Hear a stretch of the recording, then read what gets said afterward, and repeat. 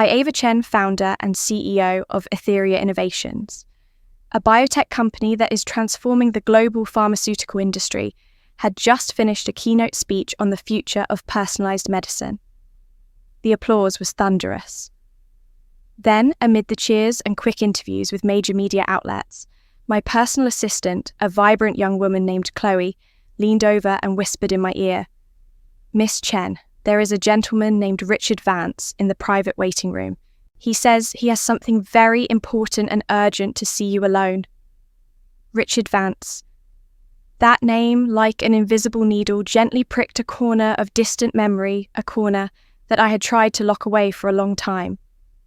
It was the name that my mother, Eleanor Chen, only mentioned in rare moments of weakness, through old yellowed photos and broken tear-soaked stories.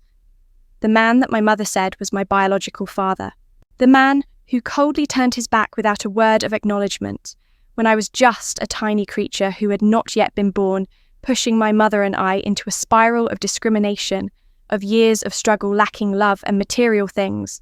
Now, after nearly 30 years, when this rejected daughter had stood on her own at the pinnacle of her career and fame, he reappeared with a strange look in his eyes, but carrying an incomprehensible pleading look, wishing to be received.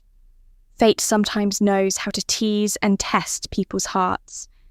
I grew up in a small, quiet neighborhood in the suburbs of Boston, Massachusetts, surrounded by the love and endless sacrifice of my mother, Eleanor Chen.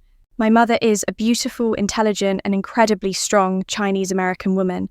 After giving birth to me, she had to work all by herself, doing everything to support me. And my education from being a part-time accountant in a small company, taking on extra work, translating books at night, until later, when I was a little older, she pooled all her little capital to open a small pretty bakery called Eleanor's Treats, right in the neighborhood. That bakery not only provided for my mother and I, but also held many sweet memories, where I learned my first lessons about hard work, perseverance, and unconditional love. My mother always taught me to be strong, to be independent, to hold my head high, and live no matter how difficult life was. She never let me feel a lack of affection, but the void of a father always smouldered in my young soul. My classmates had fathers who took them to school, had fathers who played juggling in the park, had fathers who taught them how to ride a bike.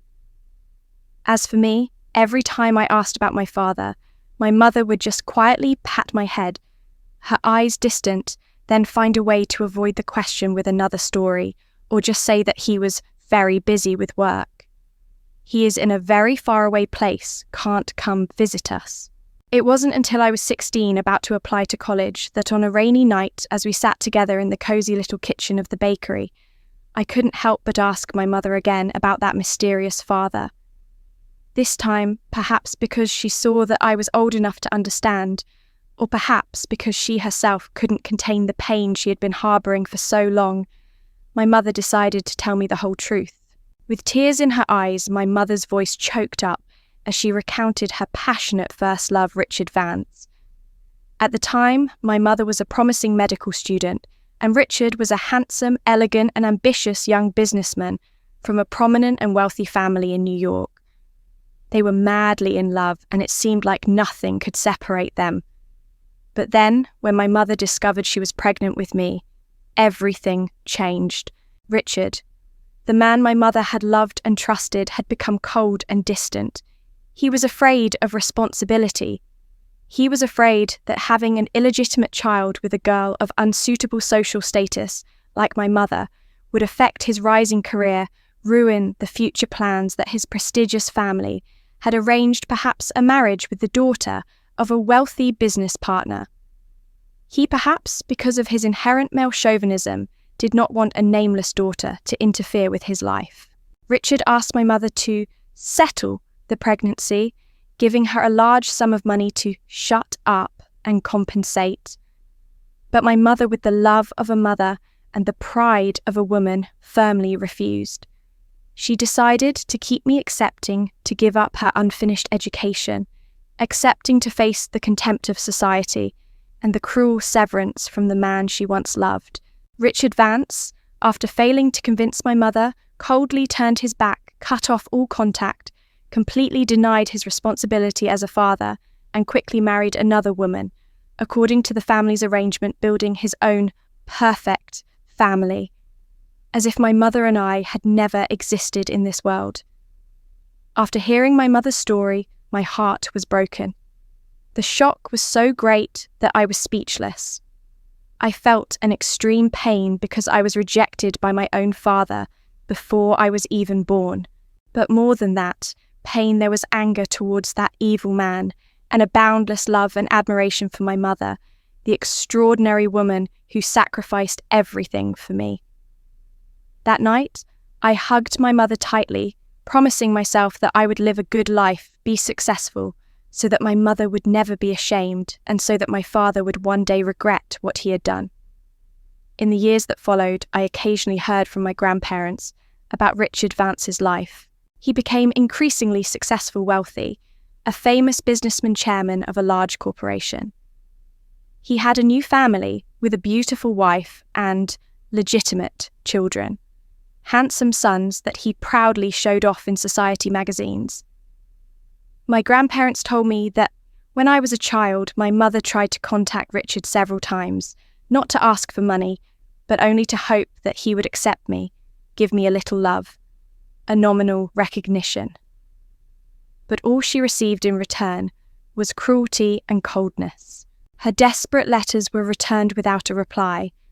The phone calls she tried to make to his office were either blocked by his secretary or hung up on without mercy. Once, when I was about 5 years old, I was seriously ill and had to be hospitalized. My distraught mother went to Richard's company, hoping he would help with some medical expenses. But he, through his assistant, flatly refused and left a message saying, "I don't have a child named Ava. Miss Eleanor Chen, don't ever try to bother me or my family again. Her life has nothing to do with me." Those words, recounted by my mother later in tears, were engraved in my mind like a knife wound, an obsession that never faded. The absolute indifference, the cold rejection of the man who called himself my father, became a strong motivation, urging me to rise up to prove my own worth. The truth about my father had a profound impact on me. At first, it was pain, confusion, a feeling of abandonment and rejection. Then, gradually, those feelings turned into anger, resentment, and finally, a strong determination. I told myself that I didn't need a father like that. I had a mother, grandparents, people who loved me unconditionally, and I would have to live a good life, be successful, not only to make my mother proud, but also to make that man one day look back and regret for rejecting a daughter like me. My mother, Eleanor, always appeared strong and optimistic in front of me. She never spoke ill of Richard, never sowed hatred in my heart. She taught me how to live with my head held high, how to face difficulties with determination and confidence. But I know deep in her heart the wound has never healed. On long nights, I still sometimes hear my mother crying silently in her room.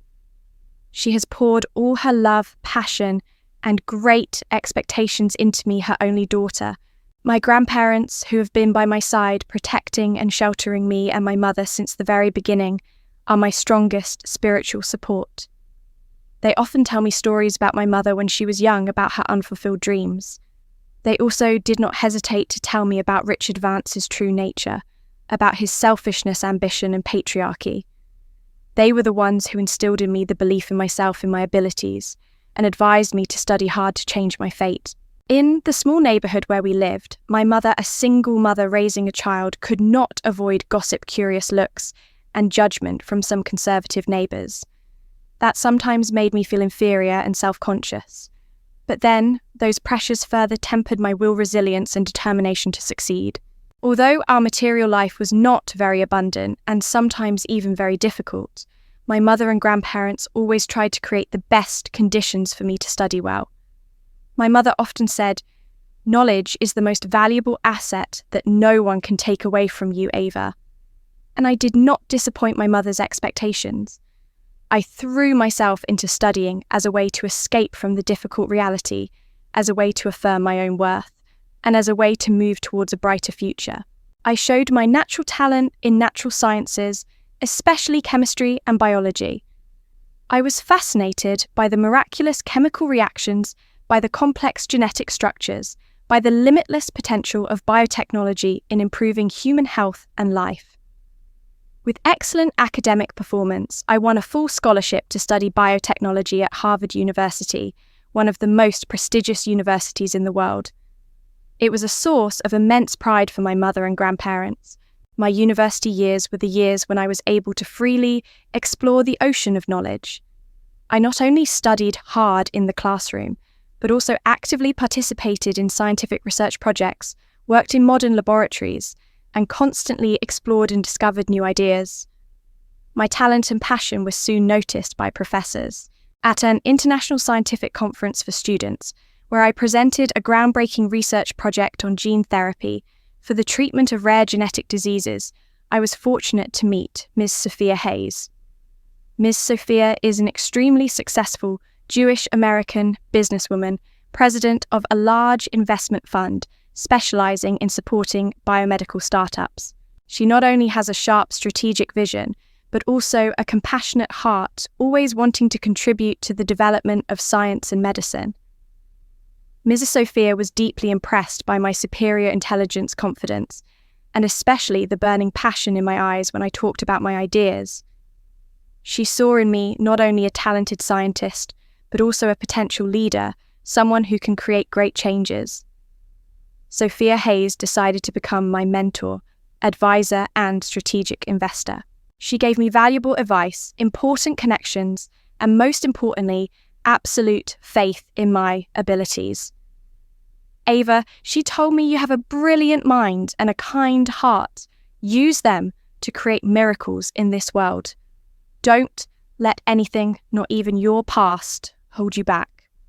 With that invaluable support after graduating with an excellent degree, I boldly founded Etheria Innovations. Our company focuses on researching and developing therapies for cancer and other incurable diseases based on the most advanced technologies in genes and stem cells. Etheria's mission is to bring hope, bring life to millions of patients around the world. The road to entrepreneurship has never been easy. We faced countless difficulties and challenges, from lack of initial capital, consecutive failed experiments, fierce competition from large pharmaceutical corporations, to complex legal barriers. There were long nights when I stayed up all night in the lab, stressed to the point of collapse. There were times when I thought I could not continue. But then, the image of my mother, my grandparents, and even my father, who abandoned me, appeared again, giving me strength. I could not give up. I had to succeed, not only for myself, but also for the people who loved and believed in me, and for the patients who were waiting day and night for new treatments. And then our tireless efforts paid off. Etheria Innovations made major breakthroughs in medicine, finding new cancer treatments that were more effective and had fewer side effects, giving hope to thousands and thousands of patients. The company grew rapidly, becoming one of the world's leading biotechnology corporations, valued at billions of dollars. And I, Eva Chen, the girl who was rejected by her own father when she was still in her mother's womb, became a self-made millionaire. A scientist, a leader who is respected and admired by the whole world for her talent and great contributions to humanity. My mother, Eleanor Chen, can now hold her head high and be proud of her daughter. The bakery, Eleanor's Treats, is still there as a symbol of love and silent sacrifice. And now, at the World Economic Forum in Davos, Switzerland, after a speech that had made such a big splash, I was faced with Richard Vance, the man who was my father, and who had been a ghost from my past. He looked much older than the old photos I had seen. His hair was grey, his face deeply lined with worry and perhaps fatigue. Although he still had the elegant, refined appearance of a successful businessman in his eyes, I saw hesitation, confusion, and even a hint of belated remorse. I later learned that Richard Vance's visit to me was not accidental. His Vance Corp, after many years of prosperity, was now facing a serious financial crisis, at risk of bankruptcy due to poor investment decisions and fierce competition in the market. One of his legitimate sons, who was expected to inherit the business, was a playboy causing many scandals and debts. Or perhaps another deeper reason was that he himself was in the final stages of his life suffering from a serious illness and wanted to find peace, a compensation for past mistakes before it was too late. Whatever the reason, his appearance at this time when I was at the peak of my career was truly a stroke of fate. I invited Richard Vance into a private conference room away from the prying eyes of the media and other guests. Outwardly, I tried to remain professional, polite but somehow distant and cold. I looked at him as if he were a potential business partner or a stranger with a complicated past life. But inside, a wave of intense emotions was surging. The surprise of finally meeting the man I had only known through stories. A little bitterness as memories of my deprived childhood years of my mother's pain came flooding back. A little curiosity about the real reason he sought me out after so many years of silence. And above all, a self-control, a strength of a woman who had tempered her character through so many challenges, no longer the weak little girl who yearned for her father's love. I politely invited him to sit down, then waited in silence for him to speak. Richard Vance seemed a little confused by my calm. He cleared his throat, then began to speak, his voice trembling slightly. He spoke of regret of past mistakes. He recounted the difficulties he was facing. And finally, as I had vaguely guessed, he offered to get his daughter back to forgive him, and perhaps further some help. I listened patiently without interrupting or showing any emotion. When he had finished speaking, I spoke slowly, my voice calm but with an undisguised sharpness. Mr. Vance, I began deliberately addressing him by his last name like a stranger. I am surprised that you still remember my existence. For 30 years, I have wondered if I was even a small part of your memory. You talk about regret, about mistakes. I continued, looking straight into his eyes. So, have you ever regretted the nights my mother had to stay up all night to earn extra money to support me in my studies? Have you ever regretted the tears of resentment of a child who was always teased by his friends as a fatherless child? Have you ever regretted turning your back on your own blood just because you were afraid of responsibility, because of selfish calculations for your own career and fame? Each of my questions was like a knife piercing Richard Vance's conscience. His face paled, his lips moved wordlessly. In the face of my reasonable coldness, in the face of questions that delved into his undeniable past, Richard Vance completely lost the confidence and power of a successful businessman. He bowed his head, his shoulders slumped, looking pathetic. The pride and arrogance of the past seemed to have disappeared, leaving only an old, tired, and perhaps truly desperate man. Ava, he stuttered, his voice filled with pain. Father, I know I made a big mistake. I don't deserve your forgiveness, but please, give me a chance. One last chance. Opportunity. I smiled a smile devoid of warmth. You had 30 years to have a chance, Mr. Vance. 30 years of silence, of denial. So why now? Why, when I have it all and you are struggling? The greatest punishment for Richard Vance, perhaps, was not my words, but my extraordinary success. The clearest proof of his mistake and loss in rejecting a talent, a daughter like me. Having to humble himself to beg for help, for recognition from the very daughter he had once heartlessly abandoned, that was truly the most humiliating, the most bitter lesson. As for the taking back thing, I shook my head. Mr. Vance Father is a sacred title built on love, on responsibility, on presence and on sacrifice. You gave up all of that a long time ago. I had a wonderful mother who gave me everything, who was both my father and mother. I don't need another father, especially one who didn't acknowledge my existence. As for forgiveness, that was a more complicated matter. I've tried to let go of the past, Mr. Vance. I said, my voice softer but still distant. not for your sake, but for my own peace of mind. Resentment, hatred only make my life more difficult. But forgiveness doesn't mean I can forget what you did to my mother to me. And it certainly doesn't mean we can have a father-son relationship as if nothing had happened. As for help, that was probably what he was looking for the most. If you came to me because of Vance Corp's business difficulties, I said my tone professional. Etheria Innovations is always open to considering partnership or investment opportunities that fit our strategy and are mutually beneficial based on transparent and fair business principles without any personal favours. And if you came to me for other personal reasons, I paused, looking him straight in the eye. I'm sorry, Mr. Vance. I can't help you any further. You have your new family, your legitimate children that you were once so proud of. Perhaps you should seek their help. I knew that in Richard's new family, one of his sons was suffering from a fatal genetic disease, a disease that perhaps only the advanced therapies of Etheria Innovations could hope to cure. Perhaps that was the main reason why he had humbled himself to seek me out. However, I added after a moment of silence, as a scientist, as a medical professional, I would never turn down the opportunity to save a life, if it is within Etheria's capabilities. If your son or anyone in your family requires medical assistance from us, please contact our specialist department. They will consider each case on a case-by-case basis based on the medical condition and standard procedures.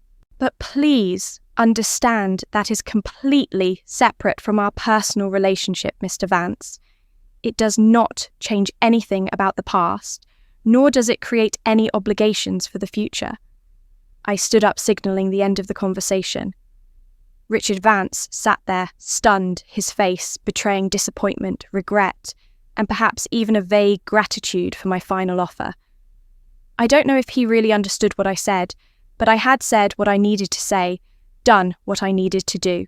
I left the conference room, leaving Richard Vance alone to face the consequences and his own choices. Stepping outside, taking a deep breath of the fresh alpine air, I felt a sense of relief, as if an invisible burden that had been weighing on my soul for so many years had finally been lifted. The greatest ghost of the past had been faced, and I had won. I love, appreciate, and am even more grateful to my mother, the extraordinary woman who gave me life, love, and the strength to overcome everything. I will call her as soon as I leave here to tell her how much I love her. I will continue to focus on the mission of Etheria Innovations, on researching and developing new medical therapies that bring hope and life to millions of people around the world. I will continue to build a happy and meaningful personal life, perhaps with a partner who loves, understands, and appreciates me for who I am, someone who will continue to write brighter chapters in my life story. He did not acknowledge me as his son, but the whole world had to acknowledge my talent, my intelligence, and my contributions to humanity. That recognition, along with my mother's boundless love, is all I need the true legacy I want to leave. I have written my own life story, a story that has no room for denial, no regrets of a father who once turned his back, but only the light of hope, of determination, and of love. When the father who cruelly rejected you before you were born appears and begs for acceptance, forgiveness, and even help when you are at the height of fame and success, is there any possibility of healing? Should Ava Chen open up to the father who caused her and her mother so much suffering, or is her distance fair, but cold treatment the best and most reasonable choice? If you were Ava, how would you face this challenging and complicated situation to maintain your self-respect, dignity, and that of your mother, and find true peace of mind,